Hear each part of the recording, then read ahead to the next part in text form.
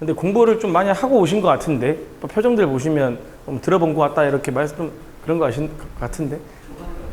네?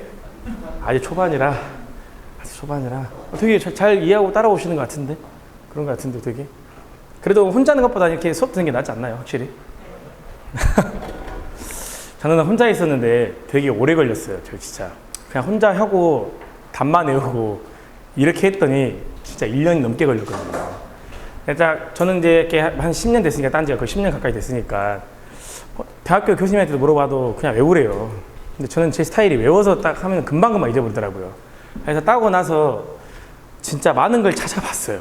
정말 많은 걸 혼자 찾아보고 혼자 터득하고 혼자 막 원서 뒤져보고 막 했던 기억들이 진짜 2년 동안 그랬던 것 같아요. 전기에 미쳐 있었어요. 지금은 절대 그렇게 하지 않아요. 후회돼요. 지금 하라고 하면은 진짜 못 하겠어요. 너무 많잖아요. 공부할 게. 근데 제가 딱 해보니까 우리는 따기만 하면 되는 것 같아요. 제가 이제 시작하는 단계에서 말씀을 드리자면 막 수업을 듣다가 좀 이해 안 되시는 것도 있으실 거 아니에요. 분명히. 그러면 과감하게 버리시면 돼. 그렇다고 해서 다 버리면 안 되고. 왜냐면은 문제가 풀 건 풀어야 되니까 버리긴 버리되 과감하게 버릴 줄도 알아야 돼요. 알겠죠? 내가 이걸 뭐 잡고 이거를 뭐 3일 내내 이것만 외워야지 이러면 멍청한 거예요. 일단 한 바퀴 싹 돌리는 게 중요한 겁니다. 알겠죠? 그러니까 습득할 건 습득하시고 버릴 건 버리시고 그리고 되게 동영상을 많이 봐주시는데 되게 진짜 많이 봐주셨거든요. 되게 앞으로도 계속 찍을 건데 진짜 그걸 계속 보시면서 아니 저녁반분도 갑자기 너무 감사드리다 이렇게 뭐 하시더라고요. 갑자기. 그래서 많이 찍고 제가 이제 나중에 짤로도 이렇게 많이 각각 몇 개씩 올릴 거예요. 만약에 이제 뭐 어려운 거 있으면 다시 지산에 관련해서 또 따로 올릴 거고 뭐 다른 과목도 따로 이렇게 올릴 거니까 진짜 자주 보고 자주 외우고 잊어버릴 때마다 보고 그게 그거밖에 없는 것 같아요. 제가 진짜 오랫동안 공부를 해보니까 아무리 좋은 강의, 뭐 좋은 요점 정리 이런 거 해봤자 아무 소용없어. 진짜 보면 잊어버리고 하는 게 사람이다 보니 진짜 많은 걸 보고 자주 보고 그리고 멀리 봐야 돼. 멀리. 저는 자격증이라는 걸 진짜 전기 관련된 거는 다 따봤습니다. 그리고 제가 기술사 공부를 하고 나서 좀 마인드가 바뀌었던 게 괜히 도전했다라는 생각이 들 정도로 기사는 아무것도 아닙니다. 진짜로. 기술사는요, 한 3, 40장을 쓰셔야 돼요. A4 용지에다가. 그 정도로 많이 쓰고 7시간 시험이거든요. 제가 딱 2번 봤는데 제가 한 31점 맞았어요. 최근에 시험을 봤는데 기분이 나쁘지 않았어. 와, 나 잘했다. 저보다 못 맞으신 분이 더 많아요. 제가 그나마 기사 강의 수업을 오래 해서 이 정도 맞은 거지. 언젠가는 붙겠다 이런 생각하는 이유가 뭐냐. 저는 꾸준히 공부를 하고 여러분들 아시겠지만 한번 사무실 와보세요. 제가 진짜 공부를 이렇게 생겼지만 좀 많이 하는 편이에요. 되게 많이 찾아보고 정말 많이 하고 하루 종일 학원에만 살다 보니 진짜 많은 걸 생각하는데 좋은 걸 알려드리고 진짜 쉽게 알려드리고 볼까 이런 생각을 더 많이 하게 돼요. 어렵잖아요. 전기라는 게 또 딱딱하고 재밌게도 하고 어렵고 서로 공부를 떠나서 우리가 합격하게끔만 좋아주면 되는 거고 그래서 생각해 본 게 이렇게 최대한 어려운 건 빼고 맞출 수 있는 것 위주로 우리가 100개에서 100개 다 맞은 사람 그게 이상한 사람이죠.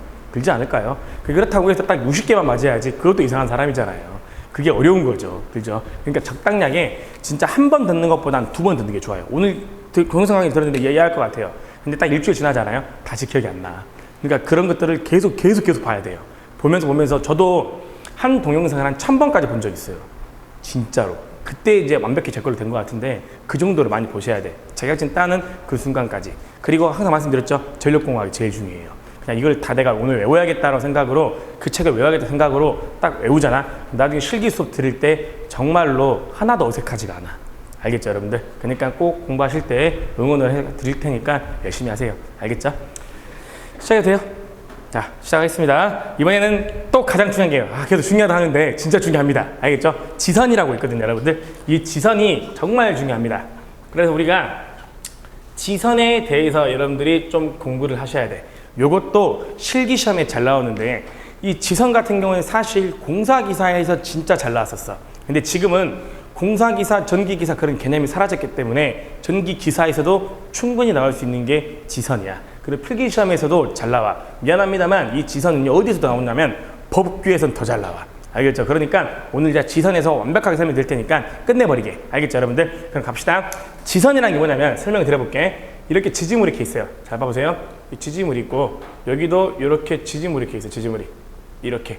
그리고 이 지지물이 대지에 이렇게 박혀있다 가정했을 때 이렇게 전선이 이런 식으로 우리가 딱 지나가. 알겠죠? 그러면 딱 봐보세요. 이 지지물을 1번 지지물이라 하고 이 지지물을 2번 지지물이라 한번 가정을 해보자. 아시겠죠, 여러분들? 그럼 1번 지지물과 2번 지지물이 좀 차이점이 있겠죠? 그죠? 한 번만 딱 생각해보자. 차이점이 뭘까? 생각은 하고 있죠? 아니, 갑자기 너무 조용하길래. 아니, 1번 지지물과 2번 지지물의 차이점이 뭐야? 한번 생각을 해봐봐. 2번 지지물이 좀 부자연스럽지 않나? 왜 그런 것 같아?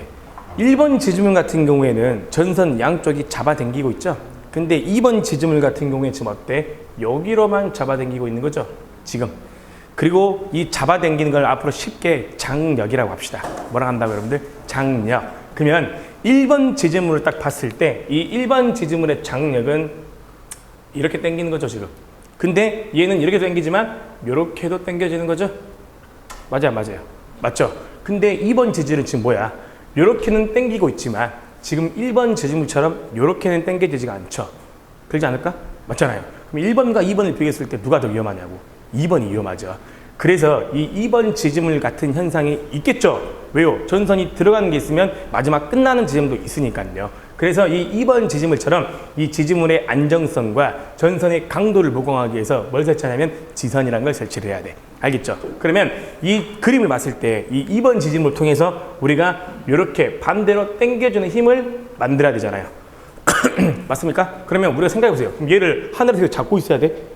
바보짓이잖아. 그죠? 그럼 우리가 뭐예요? 이 힘을 충족만 시켜주면 되잖아요. 그러면 이렇게 생각하면 되겠지. 지금 우리가 빨간색 힘을 얻고 싶은 거죠. 만약에 벡터를 한번 그림을 그려본다면 빨간색 힘을 우리가 그냥 가정하게 이쪽 힘을 얻고 싶은 거죠. 이 힘을 얻으려고 한다면 얘를 그냥 FA라고 한번 가정해보자. F가 힘이니까요. 그냥 알겠죠? 그러면 이 지지물도 무게가 있겠죠. 그럼 이 지지물 무게가 있으니까 이 무게를 적재하중이라고 하는데 이 적재하중은 위에서 아래로 누르는 힘인 거죠. 그럼 당연히 이 지지물 통해서 이렇게 아래로 가는 힘이 있겠다. 그죠? 그럼 이걸 우리가 FP라고 한번 가정을 해보자. 여기까지 안 어렵죠? 그럼 우리가 얻고자 하는 힘이 뭡니까? 얻고자 하는 힘은 요걸 얻는 거죠. 요걸 얻고 싶은 거죠. 그러면 요 힘을 충족시키려면 우리가 이 두 개의 합을 하는 합성 벡터로 이렇게 힘을 충족시켜 주게 되면 이 힘 자체가 얘와 얘를 다 충족시킬 수 있잖아요. 그죠? 그래서 그러면 이 힘을 요 정도 힘을 얻고자 한다. 그러면 이 힘을 얻고자 할 때 이렇게 충족시키기 위해서는 얘를 이런 식으로 대지에다가 이렇게 박아 놓은 게 있다고. 알겠죠? 그래서 요 녀석을 앞으로 우리가 뭐라고 하냐? 지선이라고 해. 알겠죠, 여러분들? 뭐라고 한다고, 여러분들? 지선. 그러면 지선의 역할도 있겠죠, 이제는? 그러면 이제 딱 공부해보자. 이런 식으로 공부하는 게 편하잖아. 그럼 봐보세요. 그럼 이렇게 지선을 설치하는 목적이 또 있겠지. 지선의 목적. 시험에 나올까? 당연히 나오지. 필기시험에서는 목적 3가지가 딱 주고 나오고 실기는 어떻게 나오겠어? 쓰라고 나오겠지. 그럼 생각해보자, 이제. 목적이라고 했죠? 첫 번째, 내가 방금 뭐라고 그랬지? 이 지선을 쓰는 게 빨간색 힘이 없는 거죠. 장력이 부족한 거잖아. 그러면 얘가 없었을 때 이 파란색만 있는 거죠. 그럼 불평형인 거죠. 이 두 개가 있으면 평형이라고 하잖아. 그죠? 근데 빨간색만 없다, 파란색만 있다. 그럼 불평형이잖아. 그래서 지선이 설치하는 목적이 뭐냐면 이 불평형이죠. 이 불평형인데 불평형의 하중을 뭐로 맞춰주기 위해서? 평형이라고 하죠. 그래서 불평형 하중에 대한 뭘 맞춰주기 위해서? 평형입니다. 이 평형을 유지시키기 위해서 뭐를 설치한다? 지선을 설치한다. 그러니까 즉 불평형 하중에 대한 뭘 유지하기 위해서? 평형을 유지시키기 위해서 뭘? 지선을 설치한다. 지금 이 의미가 될 수도 있겠네. 또 있죠? 제가 방금 설치할 때 뭐라 그랬지? 이 지지물의 뭐를? 안정성이라고 했죠? 그래서 이 지지물의 뭐를요? 안정성이라 그래. 그 지지물의 안정성을 우리가 뭐라고 여러분들? 확보하기 위해서. 안정성을 뭐라고 위해서 여러분들? 확보하기 위해서 또 지선을 설치하는 거죠. 그리고 굳이 더 굳게 말하자면 또 있지. 이 지지물이 이제 뽑히지 않도록 뭐를 또 보강하기 위해서? 강도라 그래. 강도를 어쩌기 위해서? 뽑히지 않게 유지시키기 위해서 우리가 뭘 설치해? 지선을 설치하는 거지. 중요할까? 딱 느낌 보니까 중요하죠, 지금 이게. 그래서 3가지 목적을 여러분들 반드시 기억을 하셔야 돼. 알겠죠? 첫 번째, 불평형 하중에 대한 평형 유지입니다. 그리고 지지물의 안정성 확보입니다. 그리고 지지물의 강도를 유지시키기 위해서 뭐를 설치한다? 지선이라는 걸 설치를 해요. 그러면 우리가 이 지선에 대해서 더 자세히 알아보기 위해서 우리가 이 지선을 한번 크게 그림을 그려볼게. 이렇게 지지물 있다고. 알겠죠, 이제? 그리고 여기에 이렇게 대지가 이렇게 있다 간다면 2번 그림만 좀 따로 그려본 거야. 얘만 포온 거야. 그래서 여기에 지금 가공전선이 이렇게 전선이 들어오겠죠. 그래서 불평형에 대한 평형, 그리고 안정성, 그리고 강도를 보강하기 위해서 이렇게 뭐를 설치한다? 이런 식으로 지선을 이렇게 설치한다라고 말씀을 드렸던 것 같아. 알겠죠? 그러면 일단 먼저 지선에 들어가 있는 것부터 좀 설명을 드리자면, 이 지선에 들어갔을 때 지금 제가 요 부분 그림을 그려드렸네. 요거 있죠? 요거 지금 대지에 박혀 있는 거겠죠? 예전에 요거를 우리가 앵커라고 했어. 앵커. 우리 앵커가 뭐야? 배가 부두개 선반에 정착해 있을 때 바다에다 뭘 던지지 않던가? 그걸 우리가 앵커라고 하죠. 근데 지금은 얘를 앵커라고 하지 않고 얘를 우리가 뭐라고 하냐면 이렇게 불러. 죄송합니다. 지선이죠. 지선. 얘는 우리가 지선이라고 해. 얘를 우리가 앞으로 뭐라 하냐면 지선 근가라는 표현을 씁니다. 뭐라 한다고? 지선 근가. 알겠죠? 지선 근가. 그리고 또 봐보세요. 현재 이 지선 같은 경우에는 여기 지지물과 지선이 지금 만나져 있죠. 그래서 얘를 딱 고정을 시켜주고 우리가 쫙 조여주는 게 있어. 요걸 우리가 뭐라 하냐면 밴드라는 표현을 쓰는데, 이 밴드를 우리가 앞으로 뭐라 그러냐? 지선 밴드라는 표현을 씁니다. 아시겠죠? 지선 밴드라는 표현을 써. 여기까지 되셨죠? 자, 그 다음에 이 지선 밴드를 통해서 이 초록색 선 있죠? 초록색 선. 얘는 전선이 아니야. 그냥 철선이라 생각하시고, 이 철선을 이제 우리 아빠가 뭐라 하는데 여러분들? 지선이라 한다 배웠죠? 지선. 이렇게. 되셨죠? 자, 그리고 이 지선 중앙 부분에 봐보세요. 지선 중앙 부분에 이렇게 생긴 게 있어. 이제 안에 동그랗게 생긴 게 딱 하나 들어가 있어. 알겠죠? 요걸 우리가 이제는 애자라 그래요. 오! 들어봤죠? 저번 시간에 했던 애자죠? 그래서 앞으로 우리가 뭐라 하냐면 지선애자라 그래. 뭐라 한다고 여러분들? 지선애자. 근데 여기서 이 지선애자를 우리가 이렇게도 부르지만 시험 볼 때는 지선애자라고 하면 누구나 다 알잖아요. 그래서 이 지선애자를 별도로 다르게 부르기도 합니다. 잘 봐보세요. 이 지선애자를 좀 크게 그리잖아? 애자를 좀 크게 그리면 이렇게 나와 있어. 근데 이 애자를 자세히 보잖아? 그럼 여기에 이렇게 약간 구슬 모양처럼 생겼어. 홈이 파져 있어. 우리 저도 옛날에 했던 것 같은데, 구슬치기 혹시 하신 적 있으실까? 진짜 실제로 이런 형태로 생겨가지고 구슬 모양처럼 생겼다고 해서 이 지선 애자를 앞으로 우리는 구슬 애자라고도 해. 구슬 애자. 그리고 이 홈이 파져 있다 그랬죠? 이유가 있어. 홈이 이런 식으로 전선이 이렇게 들어가. 아까 뭐라 그랬지? 애자의 목적이 절연이라 그랬죠? 이 두 개가 만나? 안 만나죠? 그러니까 절연이 돼 있는 거야. 그럼 생각을 해보세요. 내가 여기를 밑에 부분을 만졌어. 애자 밑에 있는 부분. 살아. 근데 내가 살기가 힘들어. 좀 세상이 고달퍼. 그럼 이 밟고 올라가면 돼. 그럼 바로 갑니다. 왜? 여긴 전기가 흐르고 있거든. 알겠죠? 왜? 누설 전류가 미세하게나마 계속 흐를 수밖에 없는 구조야. 딱 여기를 잡는 순간 감전사가 일어날 수도 있겠죠. 올라가면 안 돼. 알겠죠, 여러분들? 여기는 잡아도 상관이 없어. 근데 여기는 전류가 흐를 수 있어. 누설 전류가. 알겠죠, 여러분들? 그래서 이렇게 애자는 중요한 역할을 하고 구슬 애자라고 하는데요. 또 이 애자는요, 현재 옥내에 설치되어 있죠. 그래서 우리가 뭐라고 하냐면 옥애자라고도 해. 뭐라고 한다고, 여러분들? 옥애자. 그리고 하나 더. 얘는 현재 형태가 동그랗지만 실제로 보면 구형처럼 생겼어. 그래서 얘를 우리가 뭐라고 하냐면 구형애자라 그래. 뭐라고 한다고? 구형애자. 이렇게 기억을 하셔야 돼. 알겠죠? 같은 용도가 지선애자, 구슬애자, 옥애자, 그리고 혹은 구형애자라고 하고, 이 지선애자가 하는 역할 뭐다 여러분들? 절연. 그리고 기계적으로는 또 봐보세요. 기계적으로는 이 두 개를 잡아주고 고정시켜주죠. 그래서 우리가 고정이라는 표현도 한다. 알겠죠? 꼭 알아두시고 또 있어. 그러면 이 애자가 중요한 거죠. 그죠? 근데 얘를 만약에 산속에 설치했다 한다면 이 애자가 이 산속에 설치한다면 이 풀들이 이렇게 돌돌돌돌 감아가지고 이 애자를 감을 수도 있겠죠. 올라탈 수도 있겠죠. 그럼 당연히 애자의 절연 내력은 올라갈까 떨어질까? 당연히 떨어질 수밖에 없겠죠. 또 있겠죠. 여기가 동그랗고 면적이 있고 구형이다 보니 뭐 참새나 비둘기들이 둥지를 틀 수도 있겠죠. 그러다 보면 당연히 절연 내력이 떨어질 수밖에 없단 말이야. 그럼 이 애자를 그대로 내버려둬야 될까? 지켜줘야겠지. 그죠? 그래서 이렇게 애자를 지켜주기 위해서 여기 위쪽 부분 있죠? 여기 이 위쪽 부분에다가 이렇게 삼각형 모양으로 딱 하나 고정을 시켜놔. 이렇게. 이걸 우리가 뭐라 하냐면 앞으로는 갭이라 그래. 사람이 모자 쓰는 이유가 뭐야? 지금은 뭐 때문에 모자를 쓰지만 예전에는 피부를 보호하려고 모자를 썼었죠? 마찬가지로 얘를 우리가 갭이라는 표현을 쓰면서 앞으로 얘를 우리가 지선 갭이라는 표현을 쓴다. 뭐라 쓴다 여러분들? 지선 갭. 그럼 이 지선 갭의 역할을 해보겠어. 애자 보호가 되겠지.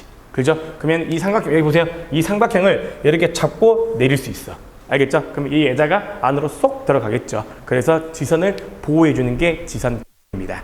자, 그리고 여기 봐보세요. 이 중앙 부분에 이제 이런 게 생긴 게 있어요. 이렇게. 우리가 이렇게 올라와져 있거든. 이렇게 생긴 게 있는데요. 이걸 앞으로 우리가 뭐라 하냐. 지금 이렇게 생긴 게 있어. 봐보세요. 이렇게 생긴 거. 뭐냐면 이렇게 한쪽은 대지에 박아져 있겠죠. 한쪽은 지짐으로 있겠죠. 이렇게 서로 연결돼 있어요. 이런 식으로. 알겠죠? 이런 식으로 연결돼 있다고. 이걸 우리가 지선 로드라 그래. 뭐라 한다 여러분들? 지선 로드. 그래서 얘를 우리가 이 부분을 지선 로드라 그래. 지선 로드. 예전에는 지선 봉이라고도 했던 것 같아. 알겠죠? 근데 또 중요한 게 있다. 아까 제가 두 개 잡아져 있다 그랬죠. 그러면 이 지선 같은 경우에는 장력인데 이 장력이 이렇게도 당기는 힘이 있겠지만 지금 얘가 당기고 있잖아. 그죠? 근데 얘는 대지에 박혀 있다 보니 이렇게도 당기는 힘이 있겠죠. 그러면 서로 당기다 보면 얘가 만약에 툭 끊어져 봐.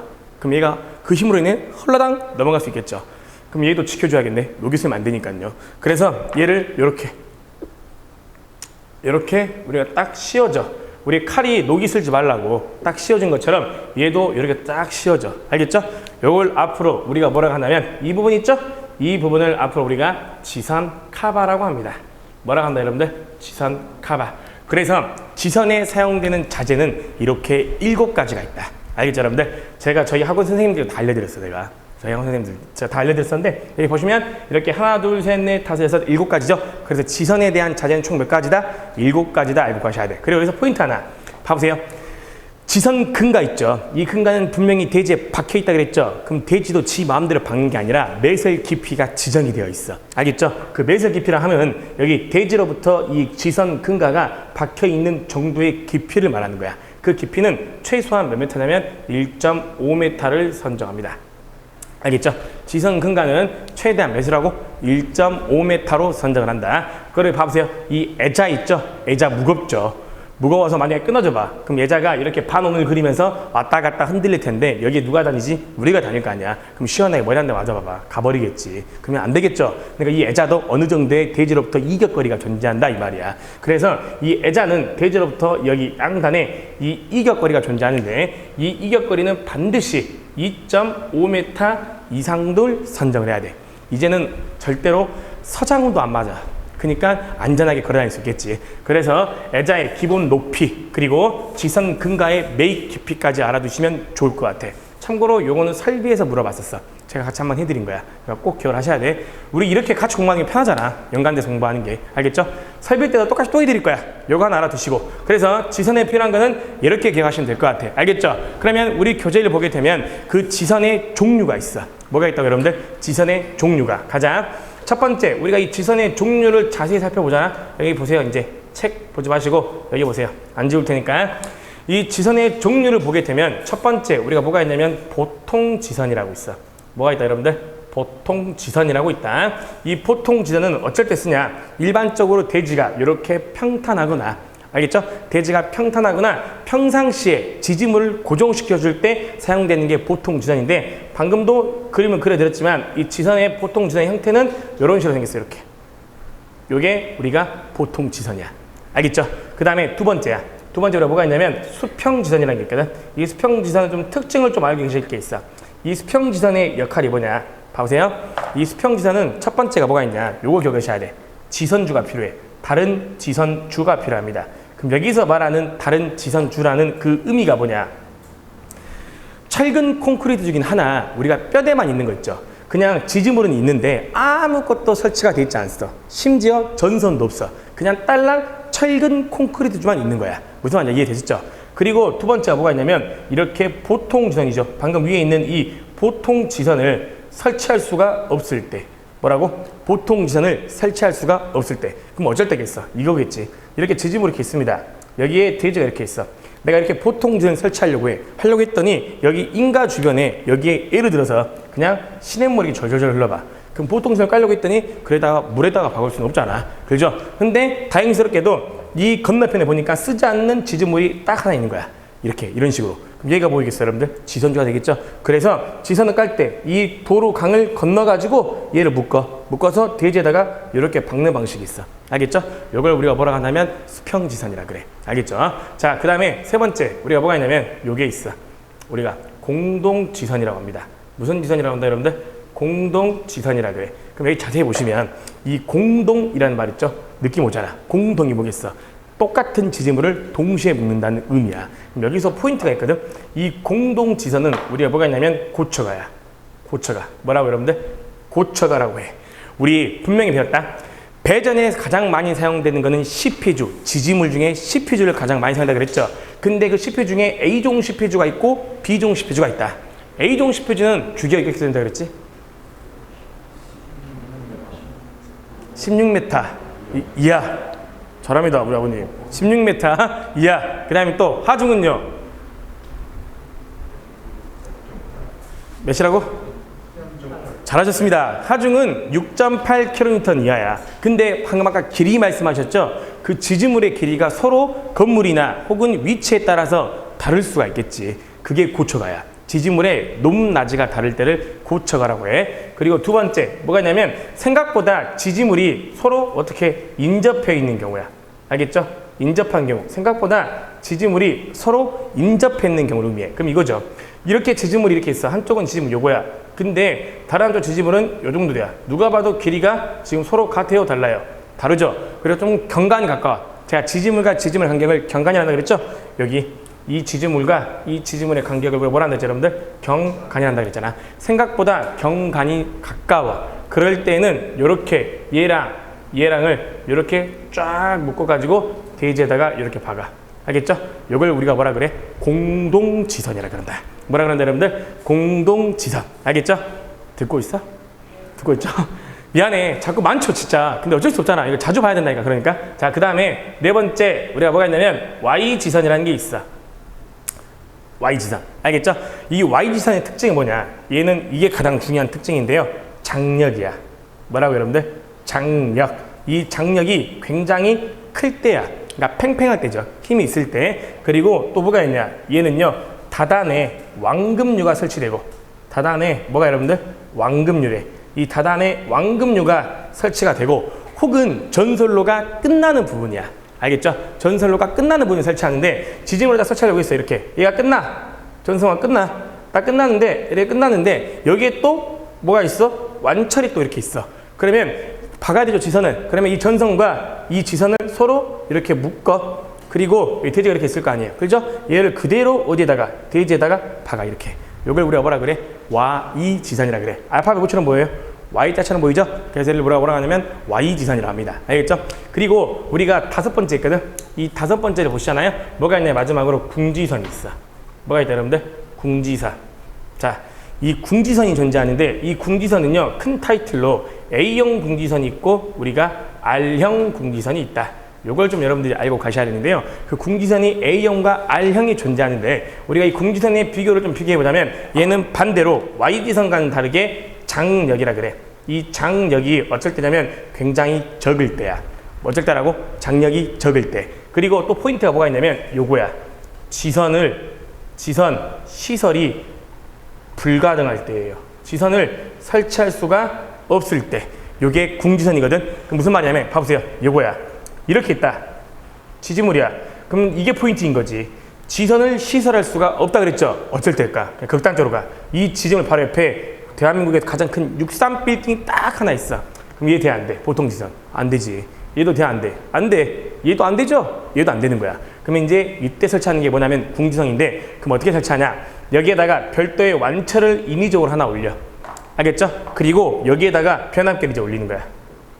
알겠죠? 그리고 변압계를 지지대를 삼아가지고 여기에 완철을 묶어, 지선을. 그리고 완철을 묶었죠? 묶어서 다시 어디로? 그대로 대지로 박아, 이렇게. 알겠죠? 그럼 이 형태가 꼭 뭐로 보여? 알파벳 A처럼 보이죠? 그래서 얘를 우리가 뭐라 한다고? A형 궁지선이라 그래. 알겠죠? 근데 내가 뭐라 그랬지? 궁지선은 R형도 있다 그랬나? 그럼 이 R형은 어떻게 생겼냐면 똑같아. 똑같은 조건이라 보자. 여기에 63 빌딩이 있어, 이렇게. 똑같은 거죠? 근데 여기에 똑같이 완철 올린다고. 그리고 마찬가지로 여기에 우리가 변압기를 시설해. 그러면 R형은 뭐냐? 여기 마찬가지 여기까지 똑같이 지대를 삼아서 묶어. 그리고 다시 전지로 가. 알겠죠? 그대로 대지로 내려 꽂아. 이렇게. 그러면 알파벳 뭐처럼 보여? R 보이죠? 그래서 우리가 뭐라 하냐면 R형 궁지선이라 그래. 그래서 이렇게 지선 종류가 있는데요. 제가 궁금했던 게 있었어. 한창 공부를 하고 이렇게 연구 강의를 시작했을 때 너무나도 그때 전기가 좋아서 많이 공부를 하고 찾아봤는데 너무 궁금한 거야. 어쩔 때 A형을 쓰고 어쩔 때 R형을 쓰냐. 종류가 두 개가 있으니까 이유가 있을 거 아닙니까?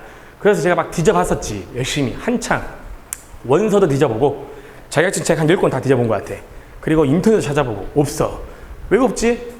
너무 궁금해서 진짜 실제 광주에 있는 지선을 시설한 업체에 한번 연락을 해봤어. 받으시더라고. 여쭤봤더니 건물의 종류나 건물의 미관에 따라서 설치를 한대. 그러니까 무슨 말이야? 아무런 의미가 없어. 알겠죠? 여러분들은 그냥 이렇게만 기억하시면 돼. A형이 있고 R형이 있고 형태는 이렇게 생겼지만 중요한 거는 장력이 너무 적거나 혹은 지선을 아예 설치할 수 없을 때 사용하는 지선이 뭡니까? 그러면 답을 궁지선으로 찍으시면 돼. 알겠죠, 여러분들? 제가 지금 왜 시간 나서 이렇게 그림을 그려둔 이유가 뭘까? 이런 그림을 주면서 이게 무슨 지선이고 간단하게 서술하세요라고 나오던가 아니면 종류를 적으시고 그림을 그리시고 이렇게 나와. 여러분들 이렇게라도 그릴 줄은 알아야겠죠. 이게 공사기사였어. 근데 기사에 나올 수도 있으니까 말씀을 드린 거고 실제로 전력공학 필기시험에 나온 적이 있으니까 설명드린 거야. 그래서 지선 종류 여기 5가지인데 제가 아까 잠깐 설명드린 게 있죠. 여기 지점을 보면은 이 지점 꼭대기에 하나 지나다 그랬죠. 이거 뭐라 그랬지? 가공지선이라 그랬죠. 여러분들 여기서 중요한 건요. 매선 규정에 등재되어 있는 지선은 정확히 5가지밖에 없어. 이렇게 보통지선, 수평지선, 공동지선, Y지선, 궁지선까지 이렇게 딱 5가지로 등재되어 있고 만약에 종류를 쓰라고 했는데 가공지선을 쓴다 그러면 틀려. 알겠죠? 그렇기 때문에 지선의 종류는 딱 몇 가지가 있다? 5가지가 있다. 이렇게만 알아두시고 가공지선 따로 별도야. 또 있어. 매설지선이라고 듣거든. 그것도 안 돼. 알겠죠? 일단 종류는 몇 가지다? 5가지 이렇게 여러분들이 반드시 기억을 해주셔. 아시겠죠 여러분들? 그래서 요거 기억하시고 그러면 지금 우리가 이렇게 배우고 있는 도중에 가장 중요한 게 지선이었죠. 그럼 지선을 설치할 때 뭐가 있을까? 당연히 지선에 뭐가 있겠어요 여러분들? 구비 조건이 있겠죠. 또 중요할까? 이제 여러분들 더 잘하네 저보다. 당연히 중요하지. 야무지게 별표 5개 쳐줘. 알겠죠? 자, 첫 번째입니다. 첫 번째 우리가 뭐냐면 안전율이라고 있어. 뭐가 있다 여러분들? 안전율. 자, 제가 안전율에 대해서 설명을 드릴까요? 여기 잠깐 봐주실래요? 안전율이 뭐냐? 아까 지선을 설치를 할 때 이 지선을 당기는 힘 있죠? 파란색 힘. 얘는 항상 대지랑 수평에서 가죠. 그래서 얘를 앞으로 우리가 T라고 표시를 하면서 수평장력이라 그래. 알겠죠? 뭐라 그런다고? 수평장력이라 그래. 그러면 이 빨간색 힘은 수평장력과 비교했을 때 반대로 가죠. 그리고 이 수평장력은 이 빨간색 장력과는 크기도 같겠죠. 뭐만? 반대만 방향인 거죠. 그래서 얘를 우리가 P라고 하고 반대 장력이라 그래. 실제로 이렇게 불러. 알겠죠? 그래서 수평 장력과 반대 장력이 있어. 그럼 여기서 말하는 안전율의 개념은 뭐냐? 이 안전율은 수평 장력과 이 반대 장력이 정확히 일치할 때를 우리가 안전율이 1이라 그래. 그러니까 무슨 말이냐면 여기가 만약에 10이래. 알겠죠? 근데 반대 장력도 10이래. 그러면 안전율이 뭐다? 1이라는 소리야. 알겠죠? 근데 만약에 얘는 지선 설치했죠? 그럼 여기도 당기는 힘이 존재하는 건가? 그럼 얘도 당기는 힘이 존재하니까 얘를 T0로 표시하면서 지선 장력이라고 하거든? 그럼 예를 들어서 이 지선 장력이 10 루트 그냥 3이라고 한번 가정을 해보자. 그러면 이 10 루트 3이 이 지선 수평 장력이 10일 때를 견딜 수가 있어도 안전율 1이라고 하는 거야. 근데 생각해보세요. 만약에 누가 술 먹고 지선을 들이받아. 그럼 지선이 휘겠죠. 그럼 당연히 이 지지물의 강도는 어떻습니까? 떨어질 수밖에 없겠죠. 그러면 당연히 누가 올라가? 얘가 올라가죠? 그럼 얘가 만약에 20까지 또 올라갔다 가정을 하자고. 근데 그렇게 20까지 올라갔음에도 불구하고 이 지선 장력이 16도 3이라는 그 크기가 이 20을 버틸 수 있어도 우리가 안전율 1이라고 해. 알겠죠? 그리고 하나 더. 봐보세요. 우리가 어제 공부했는데요. 이렇게 대지에다가 땅을 파가지고 봐보세요. 대지에다가 이렇게 땅을 팠어요. 이제 땅을 파가지고 이렇게 지지물을 하나 탁 세웠어. 그죠? 이 공사를 뭐라고 했지? 건주공사한다는 걸 배웠죠. 그리고 이때 땅에 묻어있는 이 깊이 있죠? 이 깊이를 근입 깊이를 한다고 배웠어. 그리고 이 상태에서 우리가 봐보세요. 이 상태에서 우리가 여기 이 부분에다가 당연히 뭘 넣겠어? 콘크리트라는 걸 집어넣겠지. 단단하게. 이런 식으로. 그리고 나중에 여기에는 뭐를 집어넣겠어? 이제 흙을 집어넣어서 땅을 덮겠죠. 그죠? 그때 이 콘크리트를 매설했을 때 그 매설을 우리가 앞으로 지지물에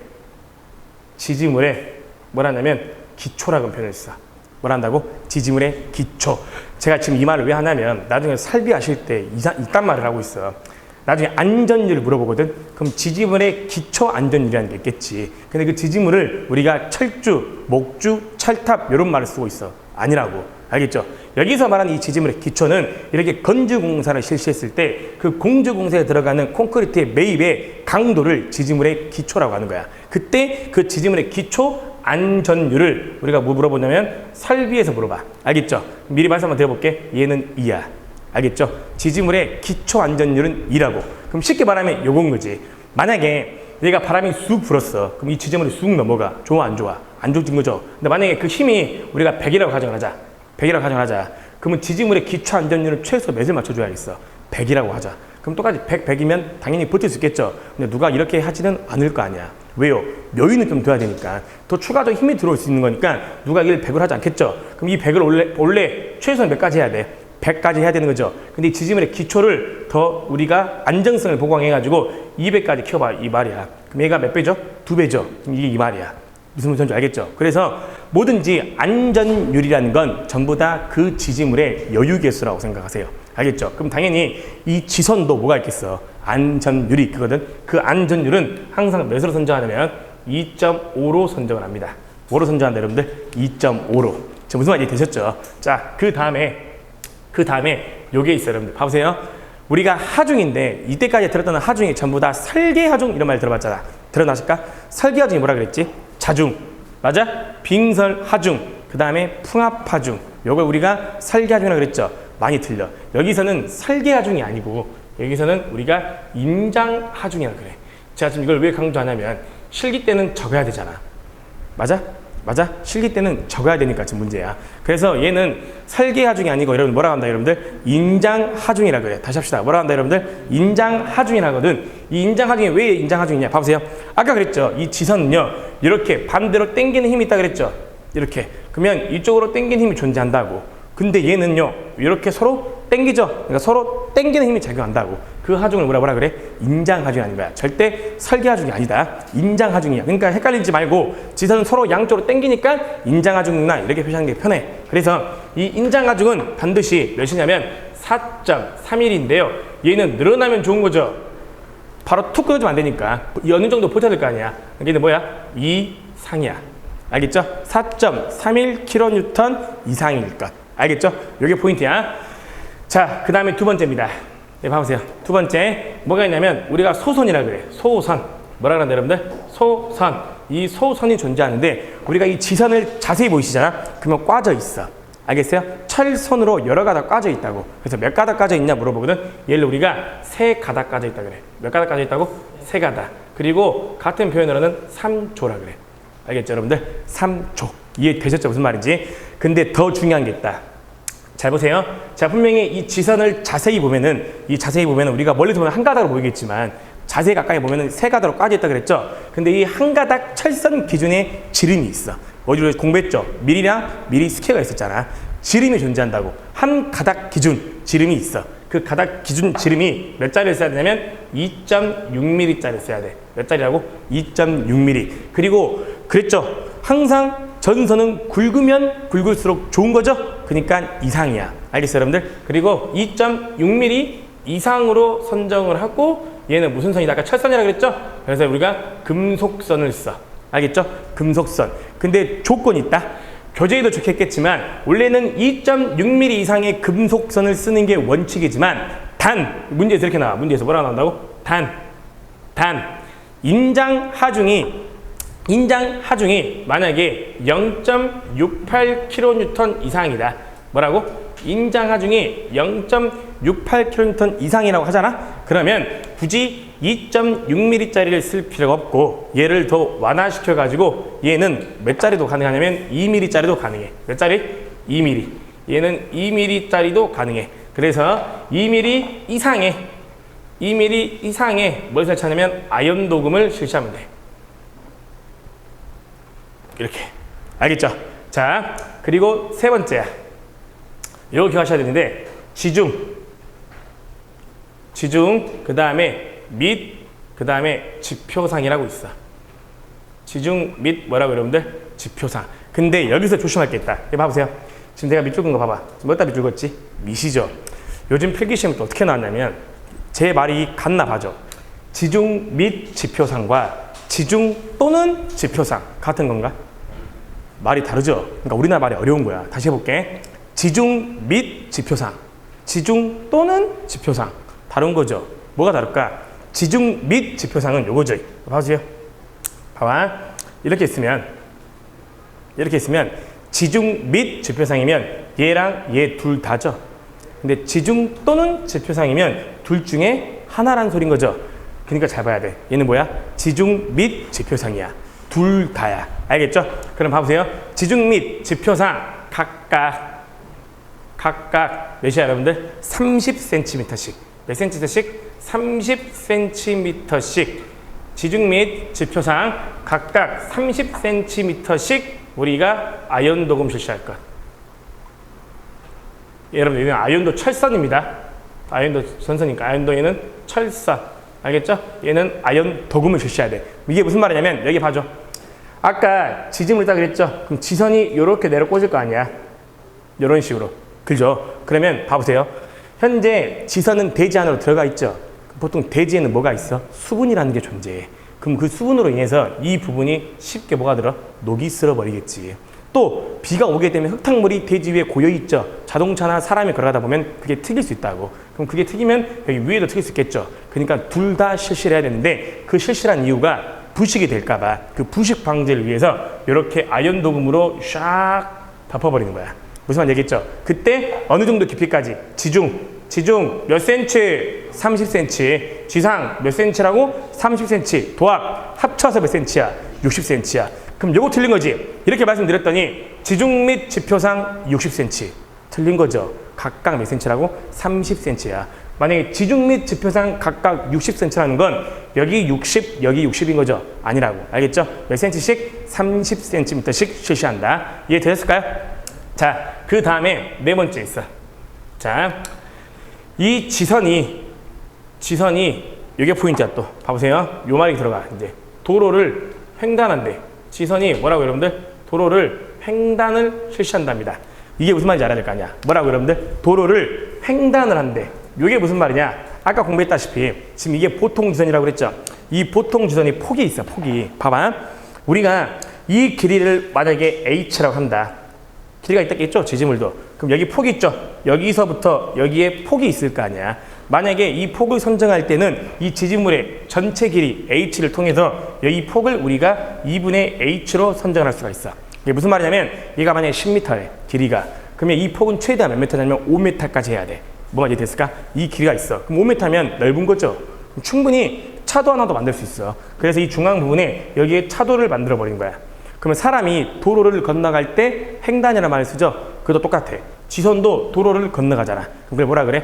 횡단이라는 표현을 쓰는데요. 그때 뭘 물어보냐? 이 지선과 도로의 최저 높이를 물어본다. 알겠죠? 뭘 물어본다고? 최저 높이. 그래서 이 지선이 도로를 횡단을 한답니다.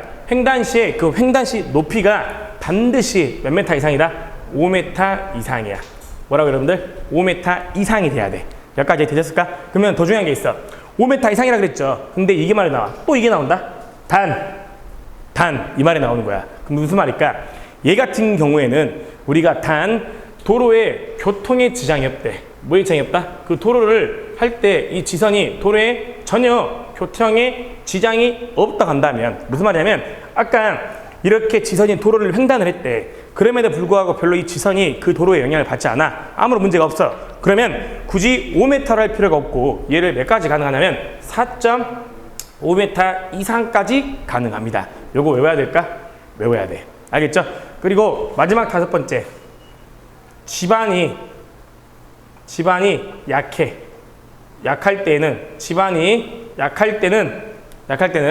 반드시 뭘 설치하냐? 우리가 근가를 설치한다. 뭘 설치한다? 근가를 설치할 것. 이렇게 배워 있어. 그럼 여기서 말하는 이 근가가 뭘까? 아까 공부했죠? 여기 잠깐 봐주세요. 우리 지선이 약할 때 근가라는 건 이 지선 근가도 있지만 이 전주도 매입 깊이가 있다 그랬죠. 그럼 이 매입 깊이도 이렇게 우리가 근가를 설치할 수 있어. 여기다가 고정시키기 박아놓는다고. 철근이겠지 당연히. 박아놓는다고. 그러면 이거를 근가라고 하는데 이 근가도 지선 근가처럼 당연히 뭐가 있겠어? 매입 깊이가 있겠어. 알겠죠? 그럼 생각을 해보자.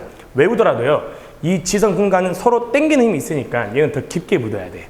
맞잖아. 근데 얘는 당기는 힘이 없죠. 그냥 그저 그런 힘이야. 이렇게 생각하셔가지고 얘는 아무래도 지선 근가랑 비교했을 때 좀 적게 묻어도 돼. 그래서 얘는 몇이냐면 0.5m야. 항상 기억하실 게 얘는 몇이라고? 0.5m. 지선 근가는 1.5m야. 이렇게 기억하시라고. 알겠어요? 그러면 이렇게 하자. 이 근가는 전주 근가를 의미하고 이 전주 근가는 반드시 몇 m 설치한다? 0.5m 이상을 반드시 매입해서 설치한다. 이렇게 여러분들이 기억을 하시면 좋겠네. 아시겠죠? 그래서 여기까지가 지선을 설치할 때 그 유명한 지선의 구비 조건이야. 그래서 포인트가 있지. 봐보세요. 지선이 뭔지 공부했지? 관련된 목적 외우셔야 돼.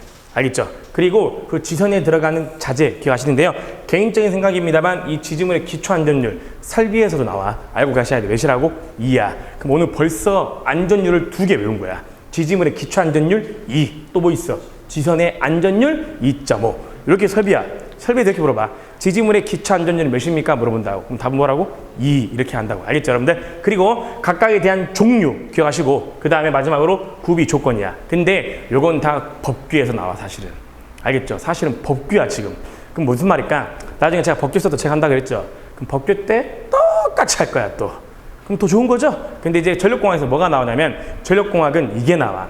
가닥수를 구하라 그래. 넘겨보시면 아마 지선의 가닥수를 구하세요라고 나올 겁니다. 그래서 지선의 가닥수 결정이라고 있거든. 뭐가 있다고? 지선의 가닥수 결정이라는 게 있어. 그러면 여기 봐보세요. 자, 우리가 이 지선을 설치할 때 그 지선의 가닥수를 결정을 하거든. 그럼 이 가닥수를 결정할 때 반드시 알아야 될 게 있다. 봐보세요.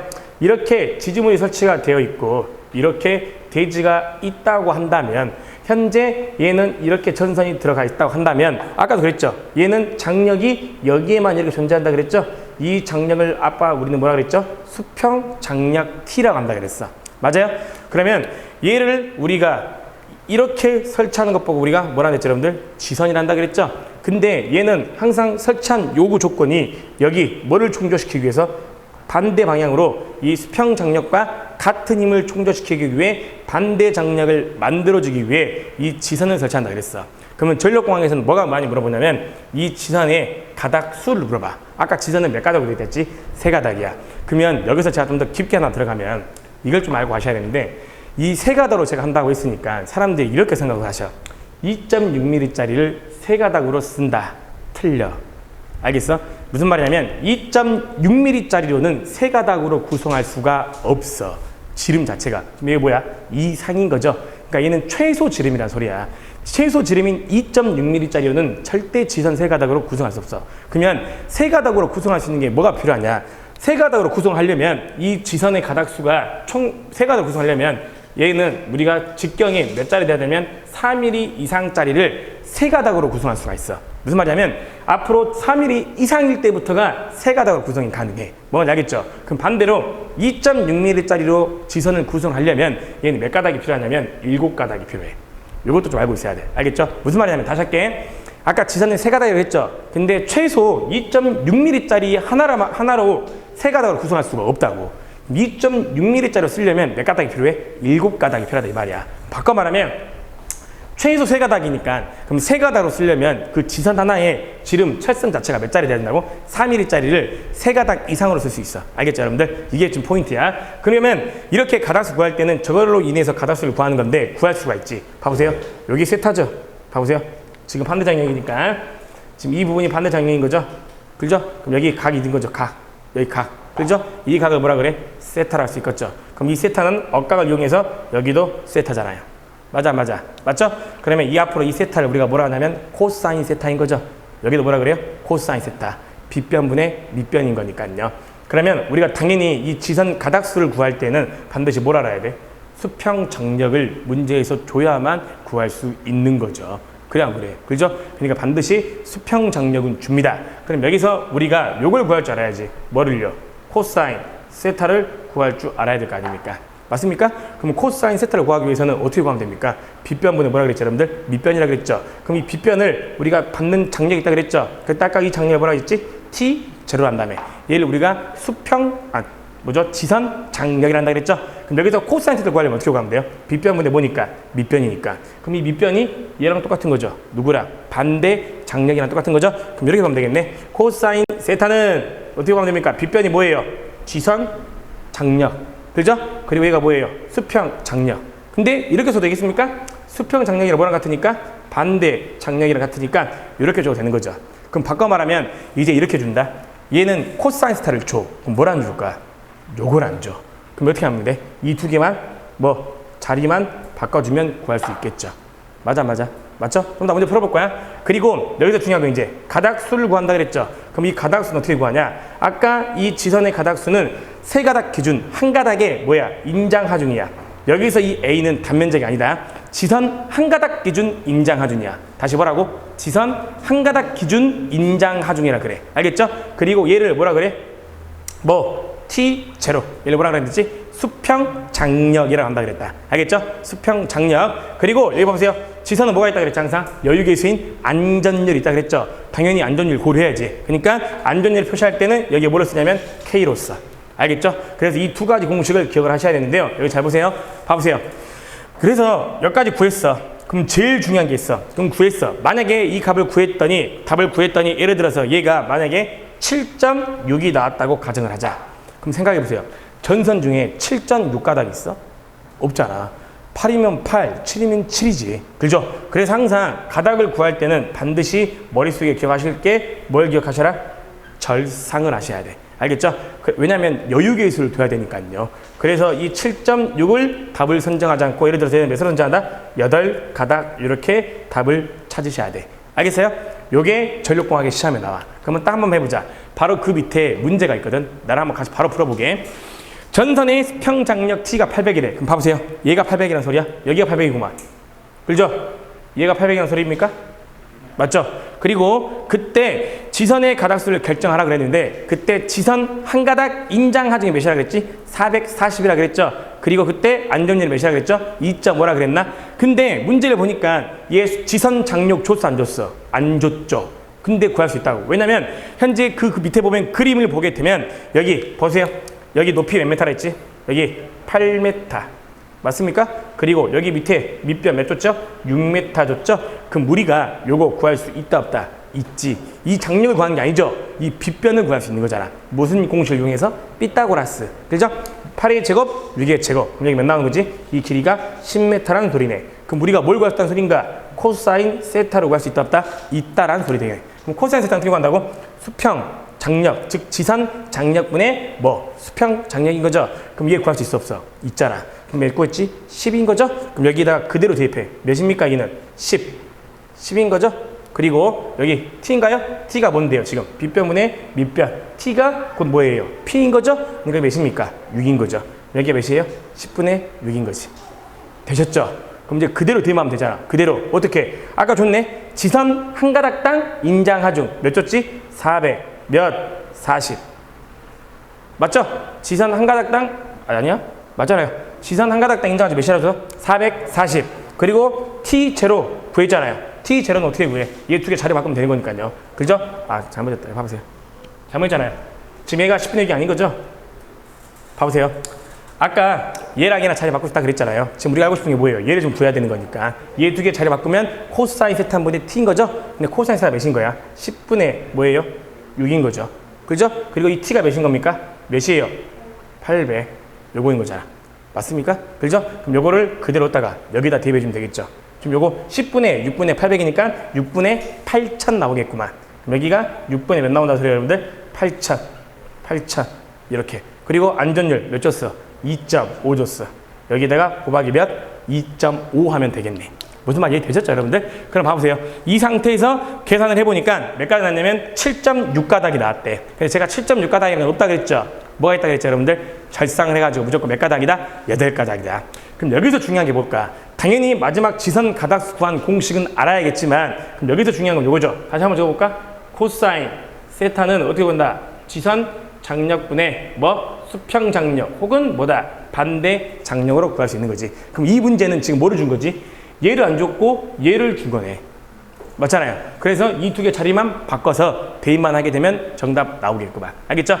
여기까지가 우리가 뭐냐면 지선입니다.